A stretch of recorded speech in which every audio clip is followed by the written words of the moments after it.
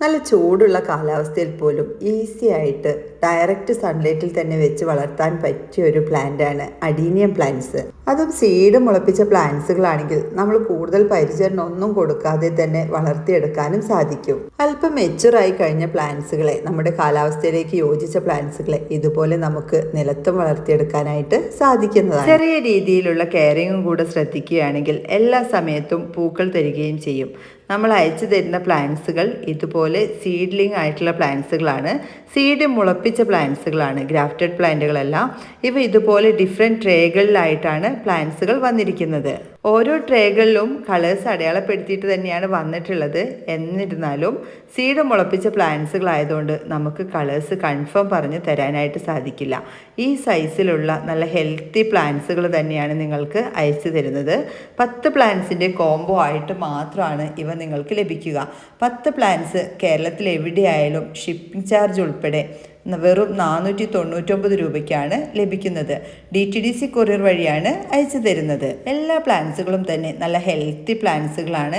ഇതിനു മുമ്പ് 2 തവണ നമുക്ക് ഈ ഒരു സീസണിൽ തന്നെ ലോഡ് വന്നിരുന്നു. കിട്ടിയ കസ്റ്റമേഴ്സ് എല്ലാം വളരെ ഹാപ്പിയാണ്. നല്ല അടിപൊളിയായിട്ടാണ് അവർക്കെല്ലാം തന്നെ പ്ലാന്റ്സുകൾ ലഭിച്ചിരിക്കുന്നത്. നമ്മളെടുത്തിരിക്കുന്ന പ്ലാന്റ്സ് മുഴുവൻ ഈ വീഡിയോയിൽ കാണിക്കുന്നുണ്ട്. എല്ലാം തന്നെ കണ്ടില്ലേ, നല്ല ഹെൽത്തി പ്ലാന്റ്സുകൾ തന്നെയാണ്. ചെറിയ പ്ലാന്റ്സ് ഒന്നുമില്ല എന്ന് കരുതിയിട്ട് നിങ്ങൾ ആ പ്ലാൻ സൈസ് കറക്റ്റ് കണ്ട ശേഷം മാത്രം വാങ്ങിക്കാനായിട്ട് ശ്രദ്ധിക്കണം കേട്ടോ. ഞാൻ ആ കയ്യിൽ വെച്ചിട്ട് കറക്റ്റ് കാണിക്കുന്നുണ്ട്. ഒരുപാട് വലിയ പ്ലാന്റ്സ് പ്രതീക്ഷിക്കരുത്. ഇതാ ഈ സൈസിലുള്ള പ്ലാന്റുകളായിരിക്കും അയച്ചു തരുന്നത്. അഡീനിയം പ്ലാന്റ്സിന് പോട്ടി മിക്സ് ആയിട്ട് നൽകാൻ ഏറ്റവും നല്ലത് ചകിരിച്ചോറും അതുപോലെ തന്നെ പെർലൈറ്റും ചേർത്തൊരു മിക്സ് ആയിരിക്കും. ഈ ഒരു സീഡ്ലിംഗ് പ്ലാന്റ് വന്നിരിക്കുന്നതും കൊക്കോപീറ്റ് അഥവാ ചകിരിച്ചോറിലും പെർലൈറ്റും ചേർത്തൊരു മിക്സിൽ തന്നെയാണ്.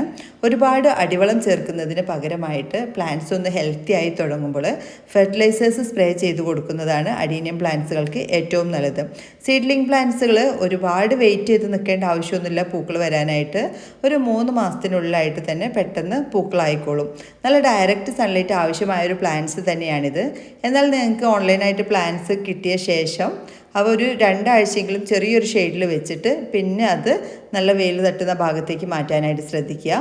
ഡയറക്റ്റ് സൺലൈറ്റിൽ പെട്ടെന്ന് തന്നെ വെക്കുന്നതിന് പകരമായിട്ട് നല്ല വെളിച്ചം കിട്ടുന്ന ചെറിയൊരു ഷെയ്ഡിൽ പ്ലാന്റ്സുകൾ വെച്ച് കൊടുക്കുക. അതുപോലെ തന്നെ നമ്മൾ കൊക്കോപീറ്റ് ആണല്ലോ പോട്ടി മിക്സ് ആയിട്ട് യൂസ് ചെയ്യുന്നത്. അതുകൊണ്ട് പ്ലാന്റ്സിന് ഡെയിലി വാട്ടറിങ് ആവശ്യമില്ല.